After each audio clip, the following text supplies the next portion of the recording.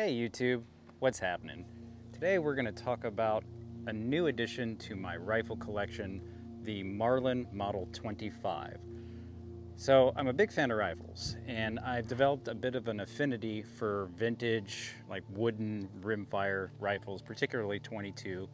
And so I picked this up from a pawn shop recently for around $100.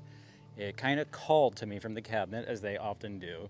And when I picked it up and saw that it was a magazine-fed, bolt-action 22 rifle, I had to have it. So before we get any deeper into the video, let's go ahead and do the safety stuff and disclaimer stuff. First of all, this is empty. This is an empty magazine. You can see the empty follower there. And it is an empty rifle. There are no bullets in the rifle, completely safe. And any gunfire you see in this video was performed on an actual safe range, complete with range safety officers. Now that we got that out of the way, let's go ahead and talk about this a little bit, because this is a really cool rifle. One of the most unique aspects about this is that it allegedly shoots both long rifle, 22 long rifle, 22 short, and 22 longs, all out of a magazine-fed gun, which I've never seen or heard anything like that at all.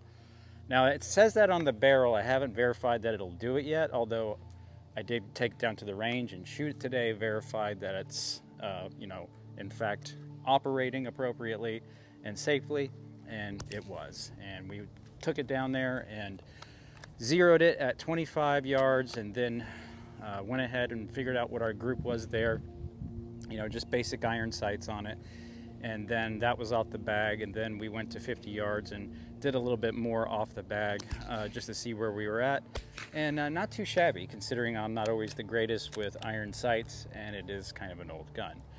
We are going to go ahead and put this down on the tabletop and check it out a little bit closer, and then you can see some of the details on it.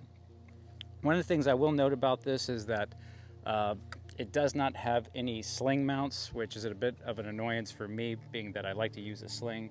But other than that, let's just go ahead and check it out. All right, let's get this adjusted so you can see the whole thing. Look at that. It's a thing of beauty, it is. We'll go ahead and remove the magazine one more time. See the orange follower is empty, and we'll go ahead and open. Nothing in the chamber. Rifle is set to safe and is empty. So this is a birch stock. Nothing to write home about, but it is, a thing of beauty as far as I'm concerned. Again, just kind of being into the old vintage rimfire wood stock rifles, and even the bolt action gives it a little bit of an allure, if you will, being so, I don't know, into semi-autos over the last couple years. It's kind of nice to have a little bit more of a classic feel to the shooting experience. You can see this particular rifle is in pretty decent shape. The wood's in good shape.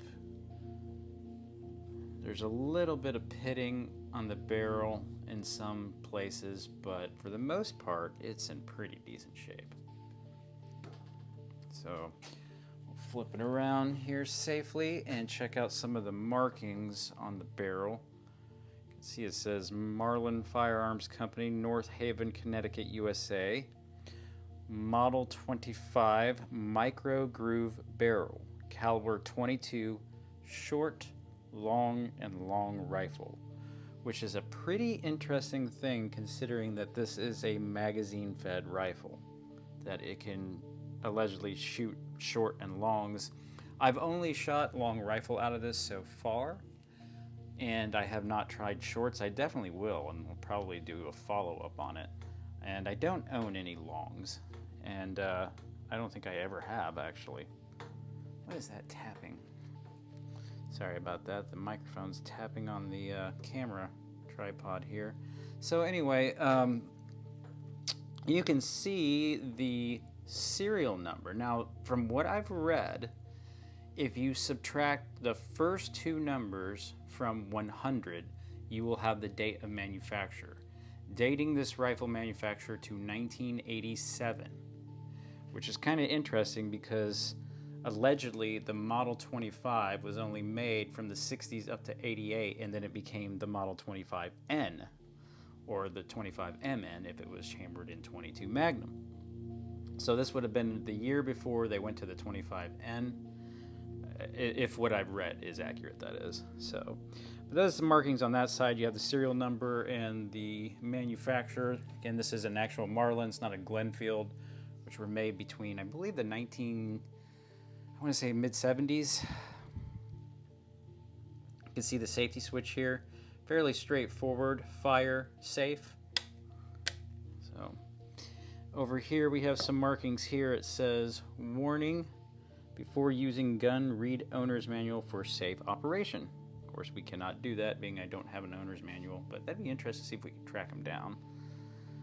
You can see the trigger guard here. We have two flathead screws there, retaining the trigger guard, and then the magazine feed area here, this little metal bezel here has two flat head screws, one large and one big. And that is the bottom of the rifle.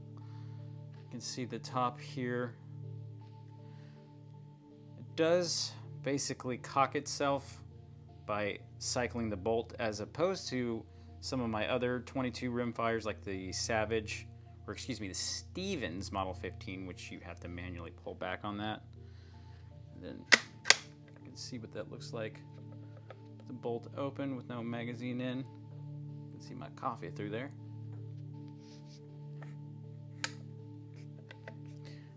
And the bolt is fairly smooth on this. So the overall action, I was impressed.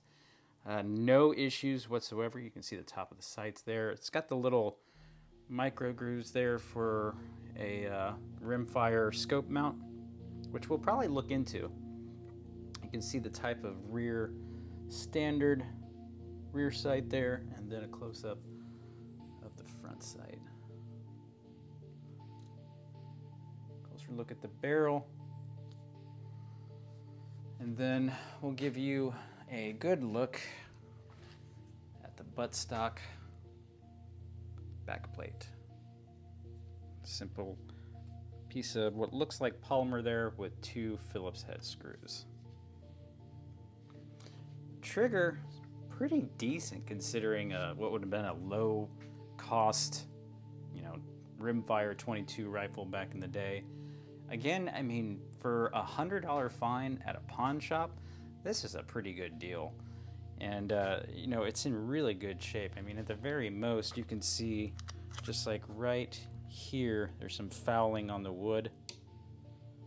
So that might come off with a little bit of like goof off or something like that. And again, some minor pitting and corrosion on the barrel. But overall, a beautiful little rifle and a great find.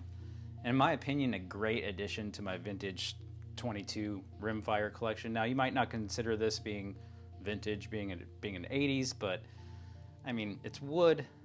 It's almost 40-something years old, and it's old-timey looking.